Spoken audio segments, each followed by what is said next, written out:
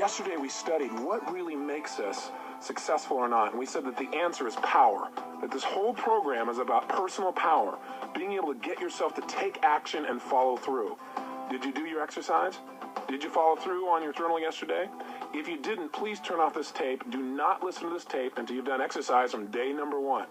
If you did day number 1, then you've gotten yourself to take some kind of action. You made a decision and you used your power, maybe in a simple way, maybe in a basic way. But what happens is, as we talked about in the last tape, every single day by doing just a little bit, we begin to improve. We develop more strength. Again, like lifting weights. The first day we start lighter, and the next day a little bit heavier, and we're going to move to stronger and stronger amounts till we're able to move our life in the direction we want as quickly as we can think it. That's our goal, to be able to use our personal power on a daily basis. Now, in order to do that, we've got to see what normally stops people from using their personal power. And that's the purpose of this tape. I want to share with you what I believe is the controlling force in all human behavior. What drives us? In other words, everyone could take action. Literally, if it's that simple, if all it takes to succeed is the ability to know what you want, take action, know if it's working, and keep changing until you get what you want, how come everybody doesn't do it? The reason is fear. And the fear is usually fear of failure or success or rejection. But the real word I would use for this thing we're afraid of is pain. I believe that every single person on this earth is driven by two forces. Number 1, their need to avoid pain. And number 2, their desire to gain pleasure. Those two twin forces are the drive behind all human behavior. So let me ask you a question. My guess would be this isn't the first set of self-improvement tapes that you've invested in your lifetime. Did you really use the last set you invested in? My hallucination is, the answer is no, you didn't use them at least at the level you could have. And the reason I quote-unquote hallucinate that is I found out the statistics show that less than 10% of the people who purchase tape programs ever listen to them in their entirety. That just blows my mind. Somebody's invested money, time, they wanted a result, but they didn't follow through. Or worse, they invested in a program and they listened to it and then they didn't use what they listened to. If there's anything that I'm going to try and push you to do as your friend and as your success coach, if you'll let me be that for you in this program, it's to get you to act on everything we talk about, to keep the ideas simple and focused, but get you to use them. So you don't have to have a complicated idea to make a difference in your life. What you need are ideas that you apply. And that's what we're really going to go for 1,000% in this program. But the question is, how could somebody go to school? How could somebody go to a seminar? How could somebody read an excellent book and still not produce the result, not apply all the stuff that they've read? And you know what? I've been guilty of it too, so I'm not pointing fingers. I have. I remember I read a book, and it was a great book, and it was all about how to manage my finances. And I remember reading this thing and saying, this is great stuff. I've got to do this. And I was inspired. But you know what?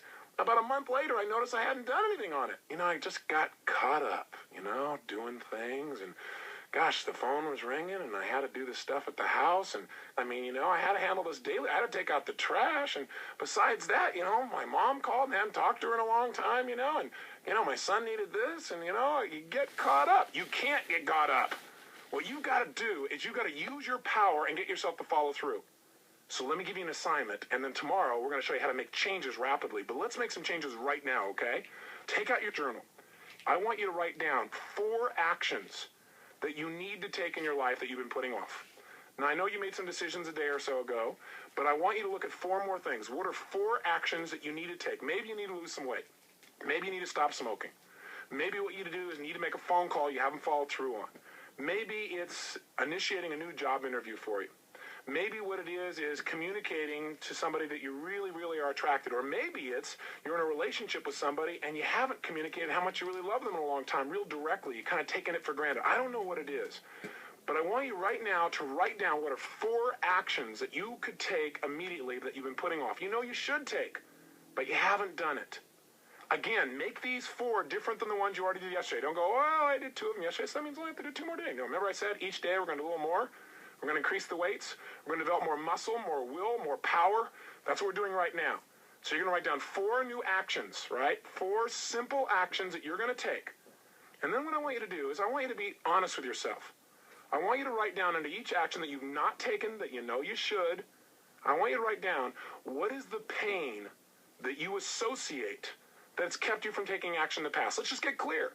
Because I guarantee you that if you've not taken action, it's because you associated more pain to taking action than not. Okay, you've heard that about 19 times, but you're going to hear it again and again until you start to use it. And I once heard a story about this great minister. And people came to his church, and they listened to him, give this great sermon. And it was a phenomenal sermon. And then they came back the next week, and he got up and gave the same sermon. And the third week, it was the same sermon. And after about 5 sermons in a row of the exact same sermon, a couple of the elders in the church decided to pull the minister aside and see if he was okay. And they said, "Sir, I don't know quite how to communicate this to you, but are you aware that some of what you've been saying has been pretty much identical as to what you said the last week and the week before and the week before?" And the minister just smiled very calmly. He said, "Oh, I'm glad you noticed." They said, "Well, why are you doing that?" He said, "I'm going to keep doing this sermon until you guys start applying it." So if I sound like I'm giving a sermon that sounds like the same one, it is. We're going to make sure you apply it and make sure you